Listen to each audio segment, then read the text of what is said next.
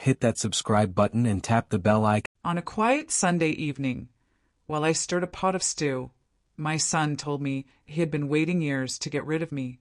That sentence may sound unreal, but it was my reality. I had spent decades building a life where family came first, where every sacrifice was made so that my son could stand taller, stronger, freer than I ever had.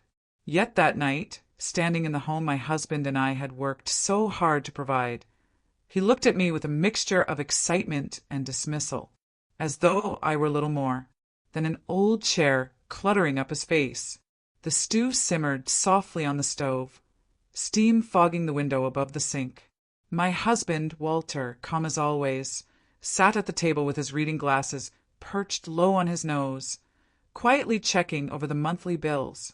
We had learned to stretch every dollar, and though our bones ached more than they used to, we never complained.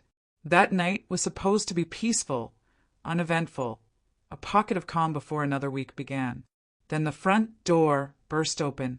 Derek, my son, strode into the kitchen with Elisa at his side, their laughter too loud for the hour.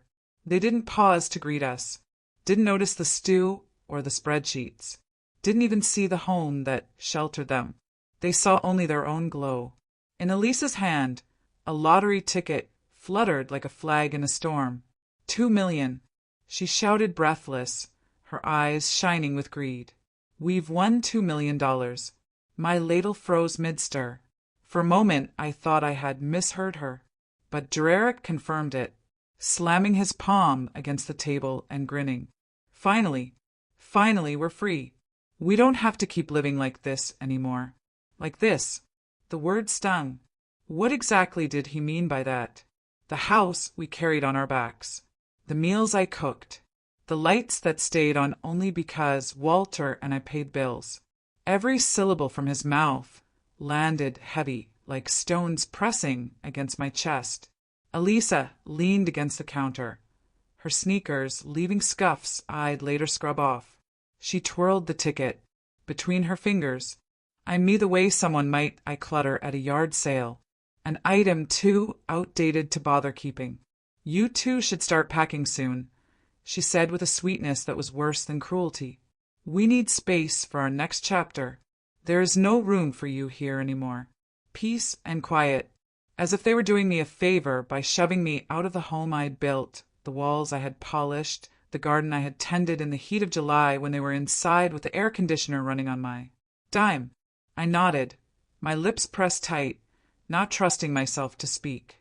Walter closed his laptop slowly. His silence was steady as shield, but I saw the flicker in his eyes, the hurt he would never voice. My husband has always believed numbers tell the truth. But that night, the truth was written on our son's face, contempt dressed as independence. Derek began pacing the kitchen, waving his arms as though he were already a millionaire in a mansion. We've been waiting for this for years, and now it's happening. We don't have to rely on anyone anymore. We don't have to feel stuck. You know what, Mom? No offense, but you and Dad, you're boring. We need to live. Boring. My heart clenched at that word. All those nights I stayed awake, sick with worry when he was a teenager out too late. The double shifts I worked to make sure he could go on school trips.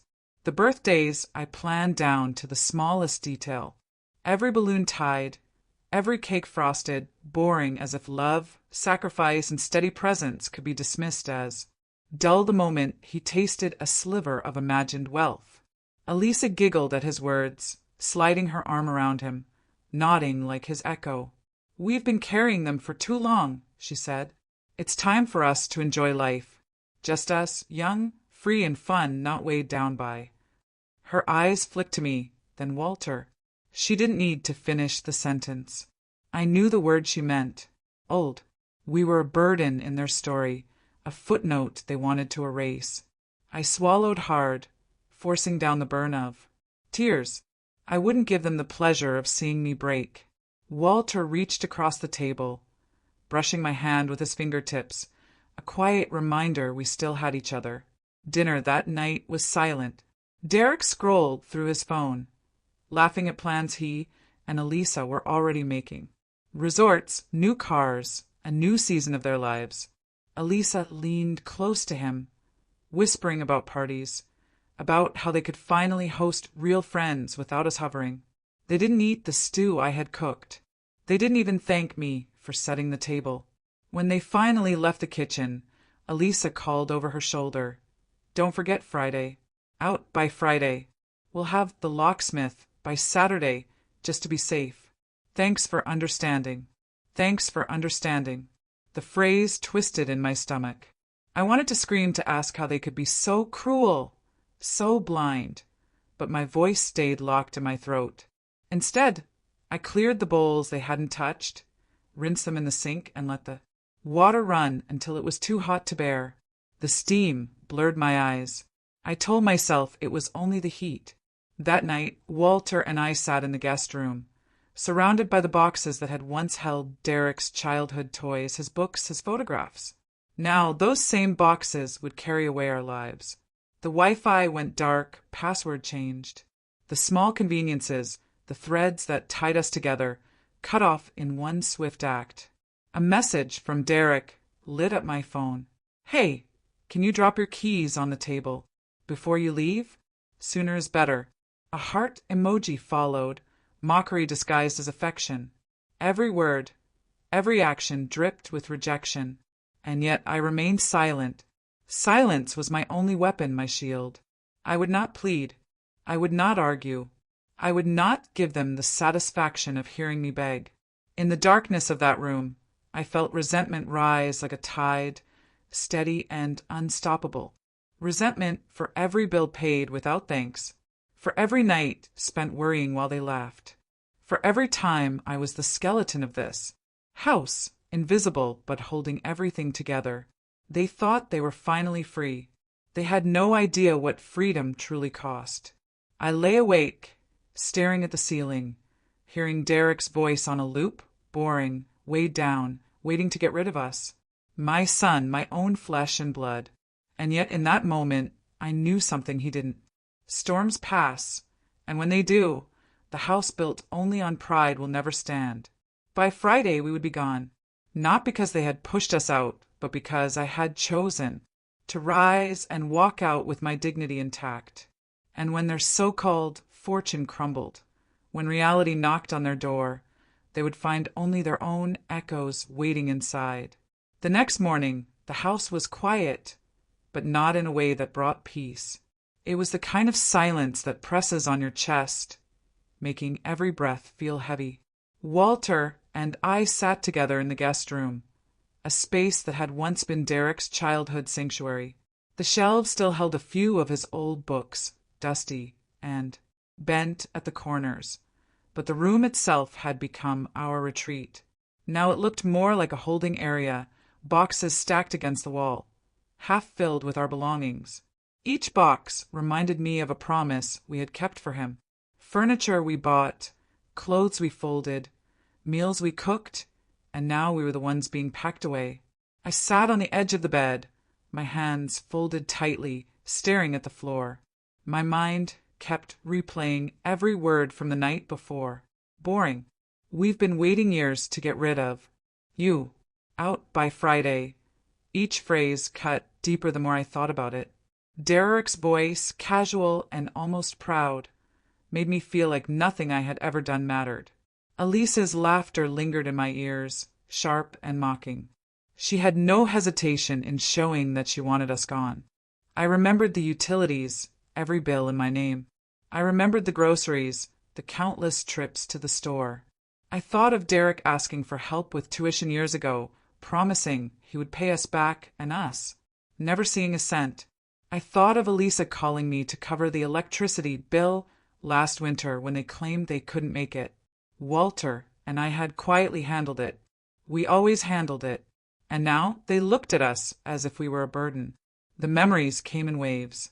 Derek's 10th birthday party, when we stayed up all night baking a cake shaped like a football. He had hugged me so tight that morning. I thought that love would never fade.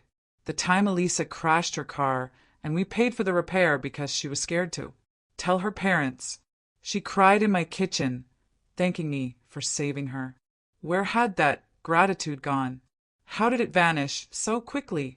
Walter tried to distract himself by sorting papers, but I could see his shoulders slump lower with every box he taped shut. His silence was not indifference, it was survival. He knew if he spoke, the anger would come out, and anger had never been his way. He looked at me once, his eyes filled with the same disbelief I felt. We were two people who had carried so much, now treated like broken furniture. By noon, I wandered back into the kitchen. The stew pot still sat on the stove untouched. The food had cooled. A thin layer of fat hardened on top. Derek and Elisa hadn't eaten a single bite.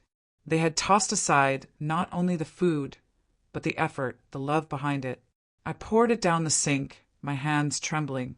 It felt like I was washing away years of my life, years that no longer had value in their eyes. The house itself felt hostile now. Every corner carried echoes of small betrayals I had once brushed off. Elisa's habit of correcting me in front of guests. Derek's dismissive sighs when I asked if they needed anything. The whispers I overheard late at night about how they couldn't wait for their time. I realized those weren't passing comments. They were hints of what they truly thought of us all along. That afternoon, Derek sent another message. "Hey, just checking in. Remember, Friday noon. Don't make it harder than it has to be." No apology. No recognition of the weight of his words. Just a command delivered as casually as ordering takeout. I stared at the message, feeling my chest tighten. Walter glanced at my phone and shook his head, slowly. Neither of us replied. Resentment grew heavier with every memory. I thought of the vacations we paid for, the clothes we bought, the countless times we said yes when it meant saying no to ourselves. I thought of the late nights Walter spent repairing their broken sink, their broken car, their broken plans. We gave them everything. Yet in their minds, we gave nothing worth remembering. That evening, I opened the old photo album stored in the closet. Derek as a baby wrapped in a blue blanket. Derek holding Walter's hand on his first day of school. Derek in his graduation gown, smiling as if the world belonged to him. In those photos are sacrifices shown in every detail. And yet, in the present, he dismissed us with a single word, boring. The weight of that insult grew heavier each time I thought of it. Walter sat beside me, quiet but steady. "We'll be all right," he said, his voice slow. "We've been through worse." I nodded, but my heart felt raw. It wasn't the loss of the house that broke me. It was the loss of respect, of acknowledgement, of being seen.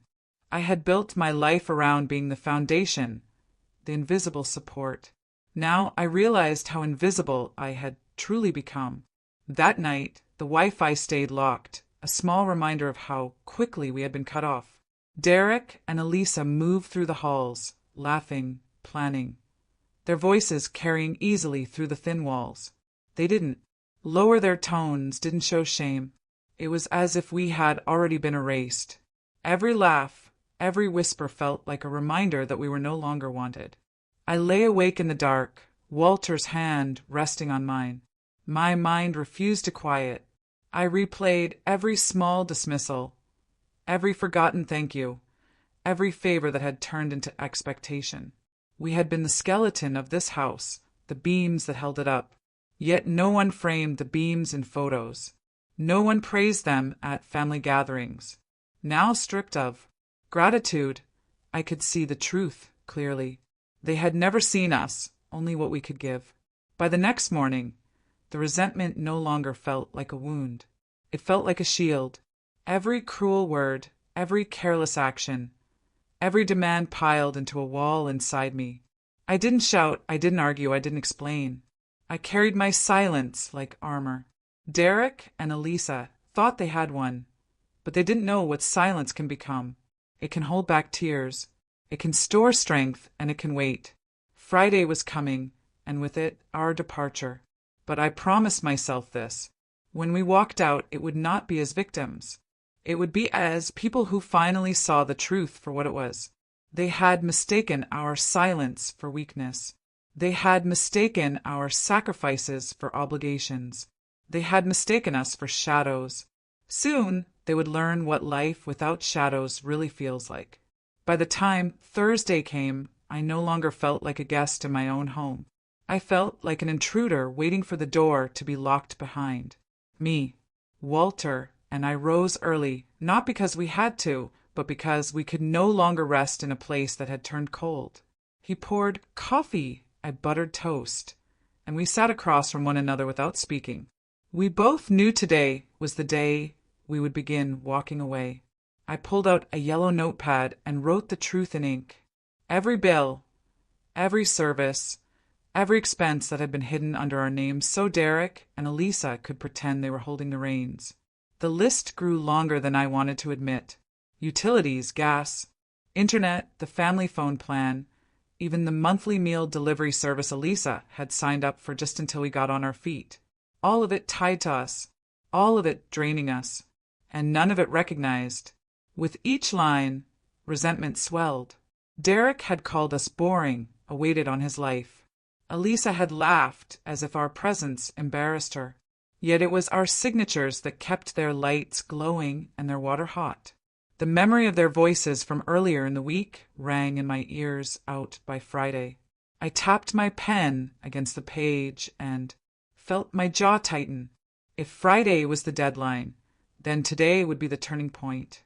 I began making calls. The electric company first. Yes. Stop service at the old address on Friday and start at the new one. My voice stayed calm, almost too calm. The clerk asked if I wanted to transfer the deposit. I told him to mail the check. As I hung up, I felt something loosen inside me. The bill would no longer come with my name on it. Let Derek see what it felt like to keep the current flowing. Next came the gas and water companies. Each call was easier than the last. By the time I led the streaming services and removed our card from their accounts, I felt steadier.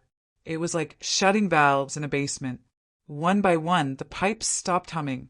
Walter worked beside me, lifting boxes and labeling them.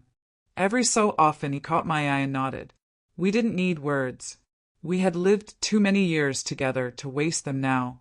Around 10 o'clock, Derek walked past our door, earbuds in, phone glowing in his hand.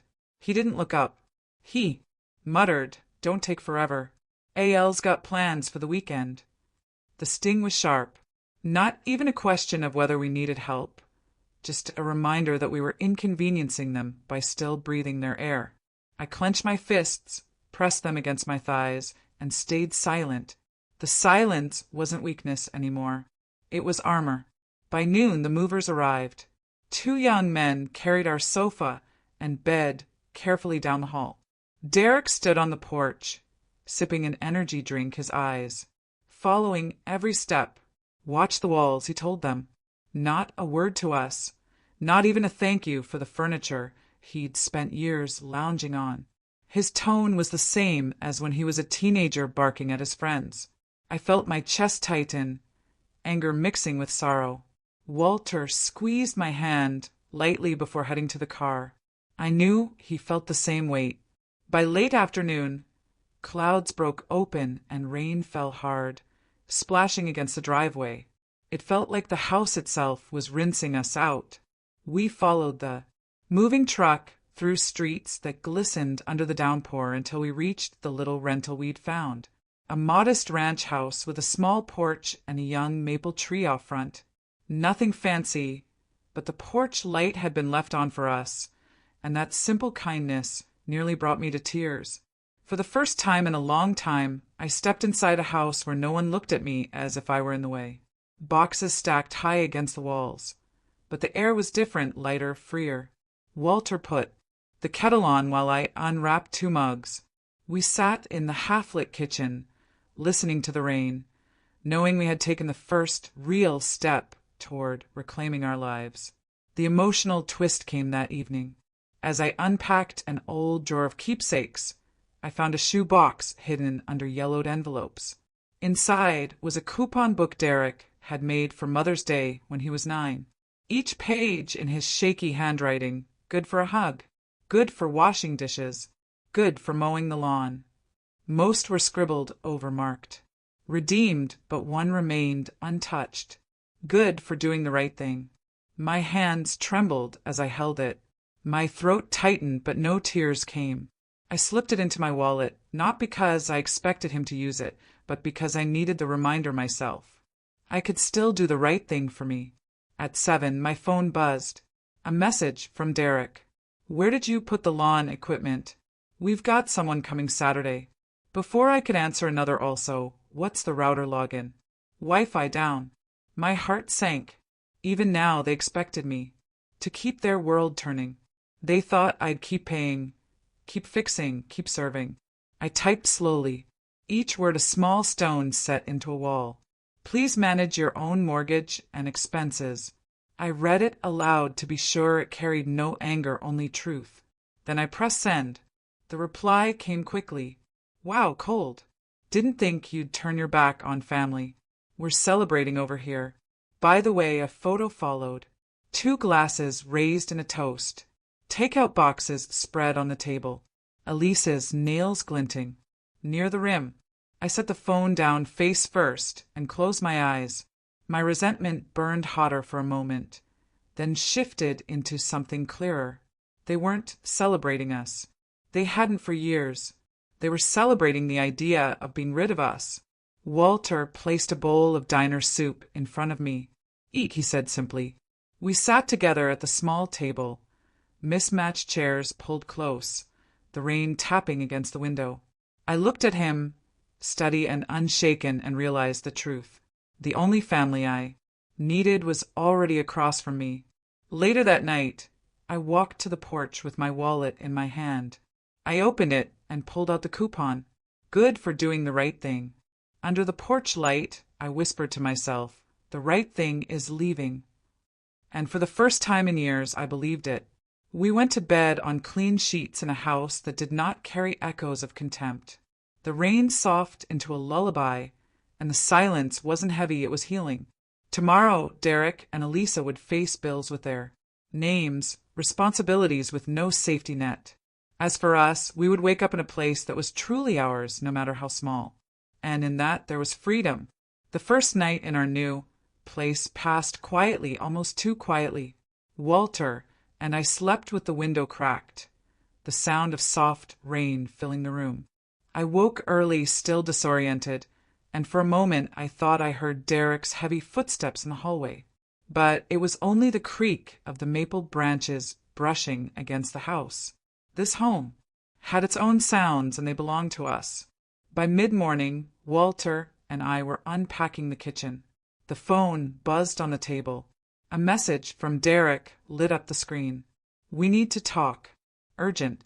I held the phone in my hand and felt my stomach tighten. I didn't respond. I set it face down on the table and went back to arranging cups. 10 minutes later, another text arrived. It was a mistake. "The ticket isn't real. We didn't win. They said we were off by 1 number." I read it twice, then showed it to Walter.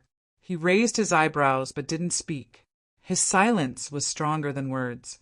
I set the phone down again, slower this time. More messages came, one after another. "We can't cover the bills. The mortgage is due next week. The bank is calling. Can you just help until we figure it out?" I stared at the screen until the words blurred. Resentment rose hot in my chest. Just days ago they had laughed at us, called us boring, told us to be out by Friday. They had toasted with takeout boxes and raised their glasses to our absence. And now, suddenly we were needed again. Walter placed a hand on my shoulder. "Don't answer," he said quietly. "Let the silence speak." But the silence wasn't easy. It pressed hard, filling the room with weight. My thoughts churned, memories of Derek's voice, his smug tone as he told us we had to leave. Elisa's laughter, sharp as glass, when she changed the Wi-Fi password and said we were on our own. Every slight, every insult, every dismissive shrug, they all returned at once. And now they wanted my help. By afternoon, the phone rang. I let it go to voicemail. Elisa's voice spilled into the room. "This is ridiculous. We're family. You can't just walk away." You're destroying everything. I pressed delete without listening further.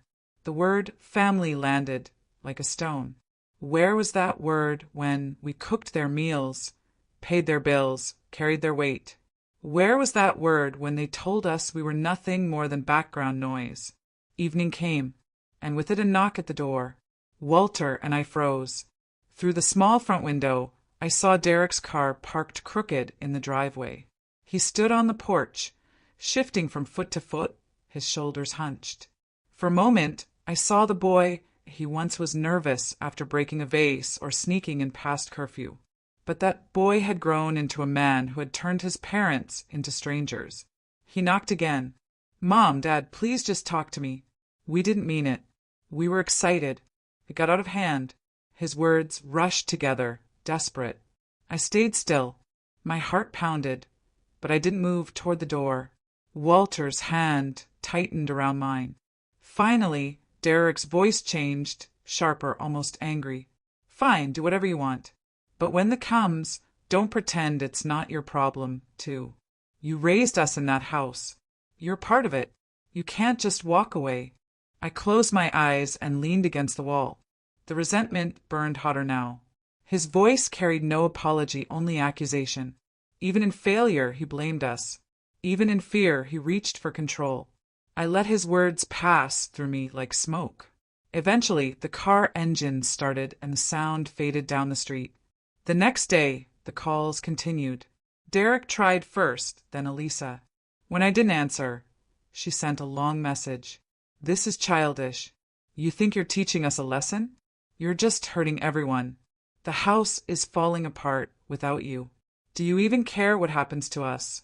I sat at the kitchen table, reading it, aloud to Walter. He chuckled softly, shaking his head. "Do I care what happens to them?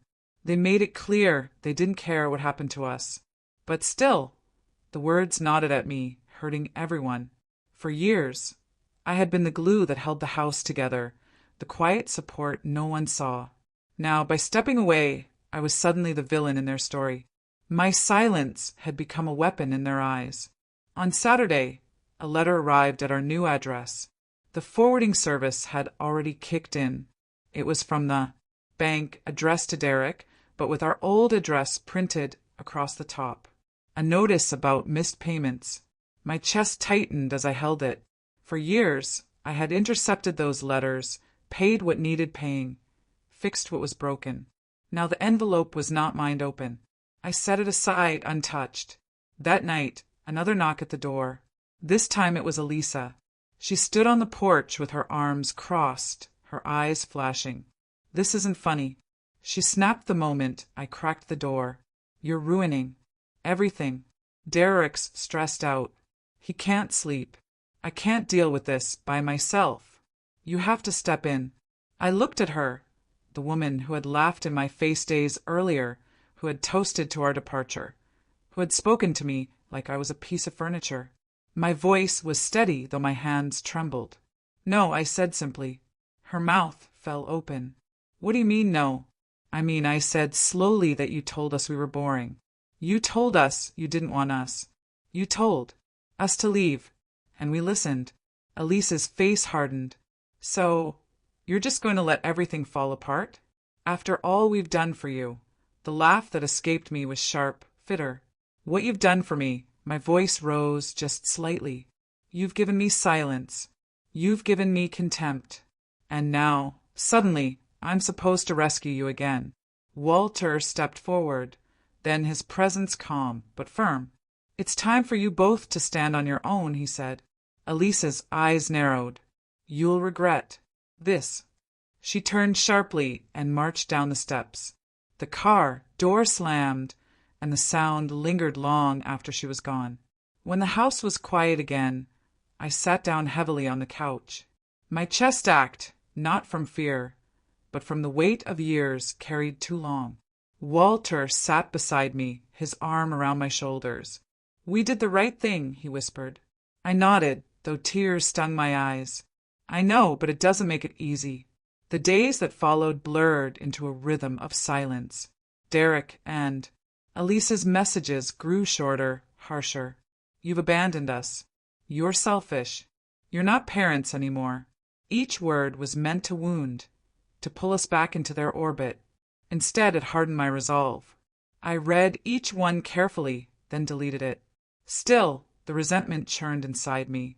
I thought of every holiday meal we had paid for, every doctor's bill we had covered, every tank of gas, every grocery list, every quiet sacrifice. None of it mattered now. They remembered only the moment we said no. On Wednesday evening, as Walter and I sat on the porch with mugs of tea, my phone buzzed again. This time, the message was shorter than all the rest. The bank is taking the house. Are you happy now? I stared at it for a long moment. The resentment flared, but underneath it, something shifted.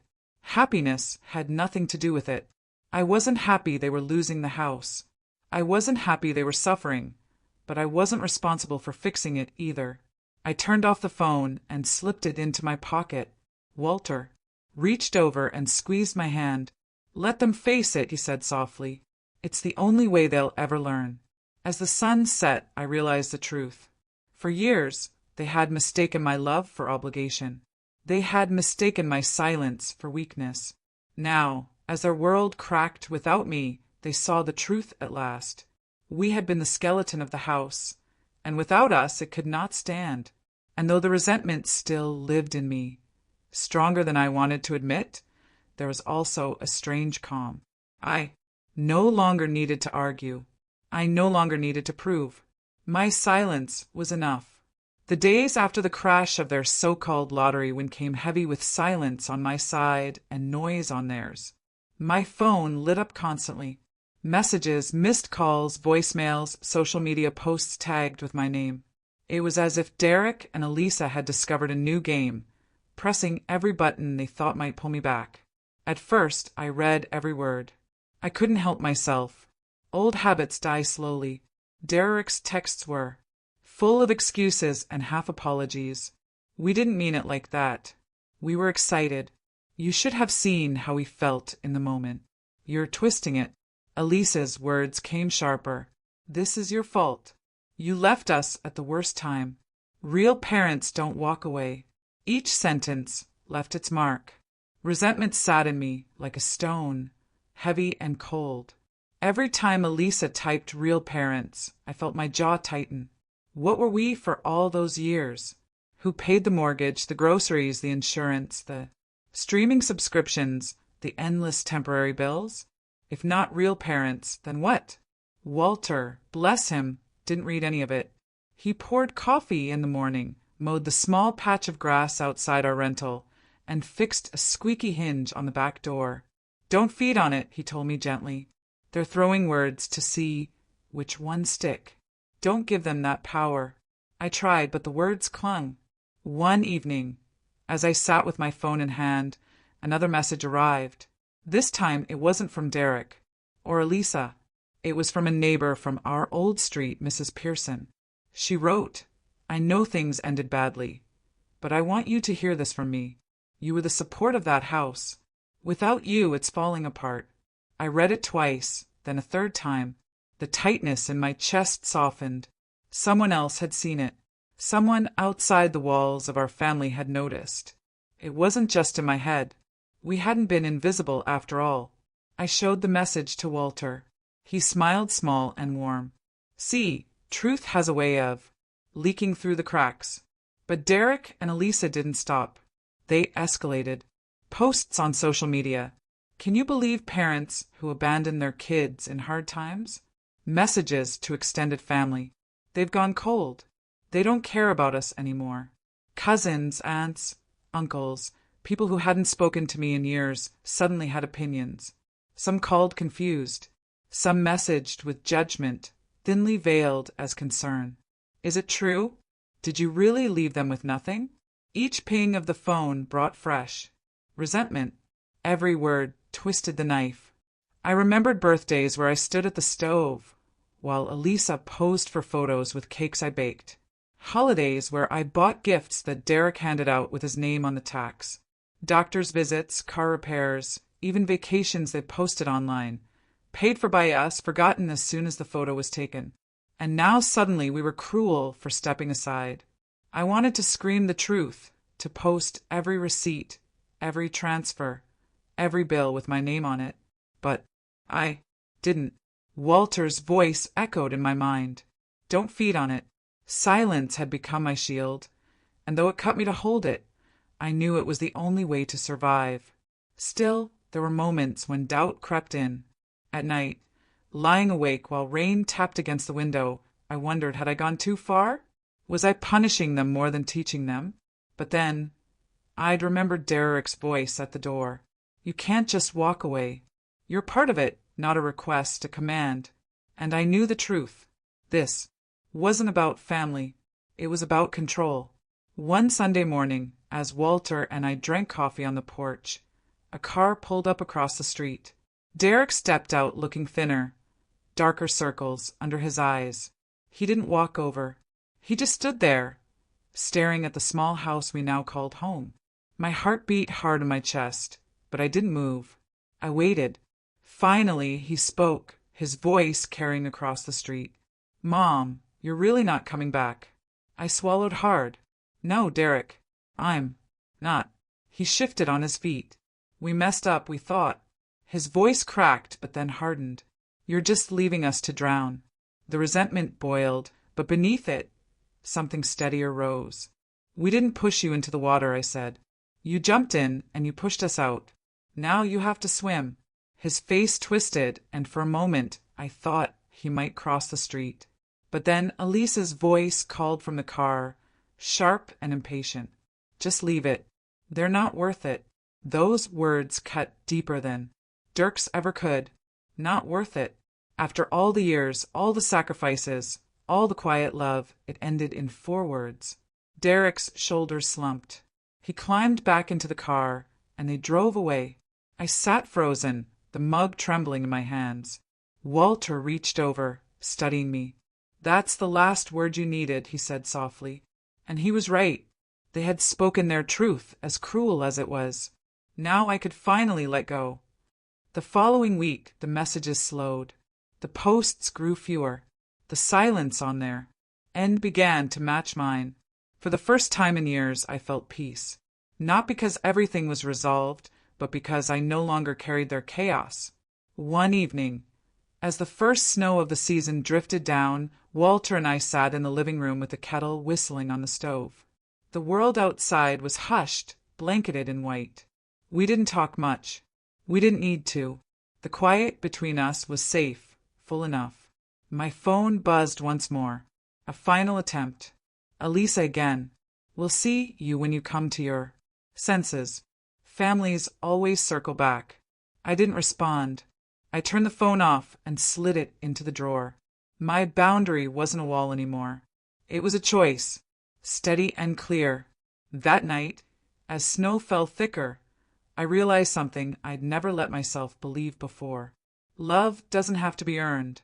Rejection, painful as it is, can be love to love for yourself. The kind that says no more.